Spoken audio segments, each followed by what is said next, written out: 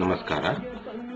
September 14, 2007 ವಿಕ್ರಾಂತ Karnataka ವಾರಪತ್ರಿಕೆಯಲ್ಲಿನ ನನ್ನ ಲೇಖನದ ಶೀರ್ಷಿಕೆ ಕದನ ಸೋಲುತ್ತಿರುವ ಜವರಾಯ, ಯುದ್ಧ ಗೆಲ್ಲಲಾಗದ ನರ. ಈಗ ಅದನ್ನು ತಮ್ಮ ಮುಂದೆ ಪ್ರಸ್ತುತಪಡಿಸುತ್ತೇನೆ. ಪ್ರತಿದಿನದ ಸಕ್ರಿಯ ಸಮಯದ ಬಹುಪಾಲನ್ನು ಕಂಪ್ಯೂಟರ್ನ ಮುಂದೆ ಕಳೆಯುವುದರ ಜೊತೆಗೆ ನಿಯಮಿತವಾಗಿ ವ್ಯಾಯಾಮ ಮಾಡದ ಶಿಸ್ತಿನಿಂದಾಗಿ ಈ ಬಂದಿರುವ ಕುತ್ತಿಗೆ ನೋವಿಗೆ ಕಾರಣ ಹುಡುಕಲು ಅವತ್ತು ನಾನು ಸಿಲಿಕಾನ್ ಕಣಿವೆಯ ಆಸ್ಪತ್ರೆಯೊಂದರಲ್ಲಿ ಕುಳಿತಿದ್ದೆ. ತಾನಿರಬೇಕಾದ ತೂಕಕ್ಕಿಂತ ಜಾಸ್ತಿ ಇದ್ದ 60ರ ಆಜುಬಾಜಿನ ಬಿಳಿಯ ದೊಡ್ಡೂತಿ ಹೆಂಗಸು ಎಕ್ಸ್ರೇ ತೆಗೆಯುತ್ತಿದ್ಲು. ಅದು 5-10 ನಿಮಿಷಗಳ ಕೆಲಸ. ಅದು ಇದು ಲೋಕಾಭಿರಾಮವಾಗಿ ಮಾತಾಡ್ತಿದ್ವಿ. ಸುತ್ತಮುತ್ತಲೆಲ್ಲ ಆಧುನಿಕ ವೈದ್ಯಕೀಯ ಯಂತ್ರೋಪಕರಣಗಳು. ಎಕ್ಸ್ರೇ ತೆಗೆದು ಮುಗಿಯಿತು. ಕೈಯಲ್ಲಿ ಒಂದು ಬಿಲ್ಲೆ ಗಾತ್ರದ ಚಿಕ್ಕ ಮೆಮರಿ ಸ್ಟಿಕ್ ಇಟ್ಕೊಂಡು ಆಕೆ ಹೇಳಿದ್ಲು, 1-2 ನಿಮಿಷ ಕಾಯಬೇಕು, ಎಲ್ಲ ಎಕ್ಸ್ರೇಗಳು ಸರಿಯಾಗಿ ಬಂದಿದೆಯಾ ಇಲ್ವಾ ಅಂತ ಪರೀಕ್ಷಿಸ್ಕೊಂಡು ಬರ್ತೀನಿ. ನೋಡಿ, ನಿಮ್ಮ ಎಕ್ಸ್ರೇ ಫೋಟೋಗಳೆಲ್ಲ ಈ ಚಿಕ್ಕ ವಸ್ತುವಿನಲ್ಲಿ ಇದಾವೆ. ಮೊದಲೆಲ್ಲ ಒಂದು ಎಕ್ಸ್ರೇಗೆ ಒಂದೊಂದು ನೆಗೆಟಿವ್ ಬೇಕಾಗ್ತಿತ್ತು. ಅದನ್ನೆಲ್ಲ ಡೆವಲಪ್ ಮಾಡಿಸೋದಕ್ಕೆ ಗಂಟೆಗಟ್ಟಲೆ ಸಮಯ ತಗೊಳ್ತಿತ್ತು. ಈಗೆಲ್ಲ ನಿಮಿಷಾರ್ಧದಲ್ಲಿ ಆಗ್ಬಿಡುತ್ತದೆ ಅಂದ್ಲು. ನಾನು ಅದನ್ನ ಯೋಚಿಸ್ತಾ, ಹೌದು, ತಂತ್ರಜ್ಞಾನ ಬಹಳ ಮುಂದುವರೆದಿದೆ. ಭಾರತದ ಉಪನಿಷತ್ತುಗಳಲ್ಲಿ ಒಂದು ಮಾತಿದೆ, ಮೃತ್ಯುವಿನಿಂದ ಅಮರತ್ವದೆಡೆಗೆ ಸಾಗೋಣ ಅಂತ. ಮನುಷ್ಯನ ಚಿರಂತನ ಹುಡುಕಾಟ ಅದು. ಮೊದಲೆಲ್ಲ ಕೋಮ ಬಂದ್ರೆ ಆ ವ್ಯಕ್ತಿ ಸತ್ತೇ ಹೋದ ಅಂತ ತಿಳಿಯುತ್ತಿದ್ರು. ಈಗ ನೋಡಿ, ಆಧುನಿಕ ತಂತ್ರಜ್ಞಾನಗಳಿಂದಾಗಿ ಕೋಮಾದಲ್ಲಿ ಹಲವಾರು ವರ್ಷ ಜೀವಂತ ಶವದಂತೆ ಇರುವವರು ಸಹ ಎಷ್ಟೋ ದಿನಗಳ ನಂತರ ಅದರಿಂದ ಹೊರಬಂದು ಬದುಕುತ್ತಿದ್ದಾರೆ ಅಂದೆ. ನಾವು ಮಾತನಾಡುತ್ತಿದ್ದುದು ಲೋಕಾಭಿರೂಢಿಯ ಮಾತು. ನಮ್ಮಿಬ್ಬರ ಏಕಾಂತವನ್ನು ಮಾತುಗಳಿಂದ ತುಂಬಿಸೋದಷ್ಟೇ ಅಲ್ಲಿದ್ದು ಗುರಿ. ಆದ್ರೆ ನನ್ನ ಮಾತು ಮುಗಿಯುತ್ತಿದ್ದಂತೆ ಆಕೆ ಗಂಭೀರವಾಗಿ ಬಿಟ್ಲು. ನನ್ನ ಕಣ್ಣನ್ನೇ ನೇರವಾಗಿ ದಿಟ್ಟಿಸುತ್ತಾ, ನೋ ವಾಟ್, ನನ್ನ ಮಗ 3 ವರ್ಷ ಕೋಮಾದಲ್ಲಿದ್ದ. ಕೆಲವೇ ವರ್ಷಗಳ ಹಿಂದೆ ಅದರಿಂದ ಹೊರಬಂದ. ಈಗ ಚೆನ್ನಾಗಿದ್ದಾನೆ. ಈ ವೈದ್ಯಕೀಯ ವಿಜ್ಞಾನ ತಂತ್ರಜ್ಞಾನ ಇಷ್ಟು ಮುಂದುವರೆದೇ ಇದ್ದಿದ್ರೆ ಅವನು ಎಂದೋ ಸಾಯಬೇಕಿತ್ತು ಅಂದ್ರು. ಕಾಲ ಮುಂದುವರಿಯುತ್ತಿದೆ. ಜೊತೆಗೆ ಆವಿಷ್ಕಾರಗಳು ಮತ್ತು ತಂತ್ರಜ್ಞಾನ ಸಹ.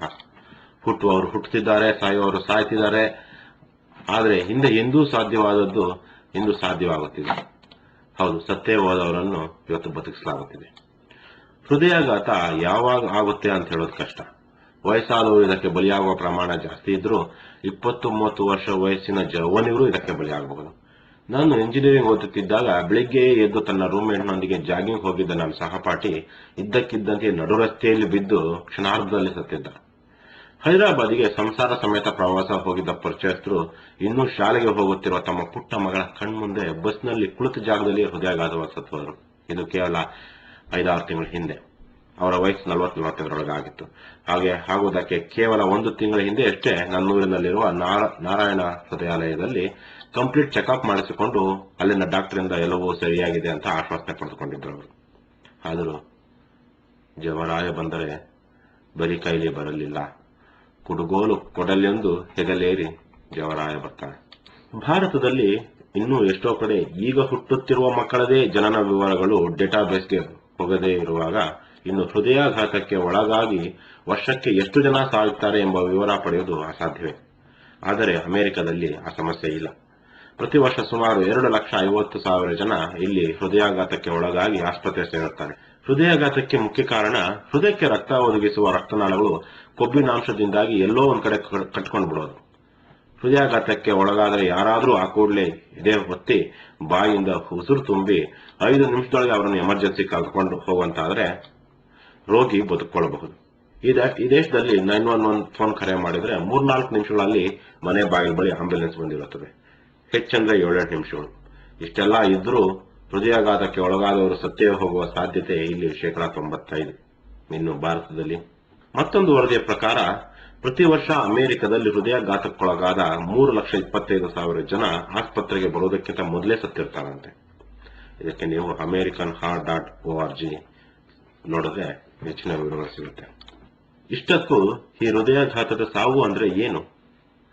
ಹೃದಯ ಸ್ತಂಭನವಾದಾಗ ಮನುಷ್ಯನ ಅಂಗಾಂಗಗಳಿಗೆ ಯಾವುದೇ ಗಾಯವಾಗಿಲ್ಲ. ಎಲ್ಲವೂ ಇದ್ದ ಹಾಗೆಯೇ ಇದೆ. ರೋಗಿ ರಕ್ತವನ್ನು ಕಳೆದುಕೊಂಡಿಲ್ಲ.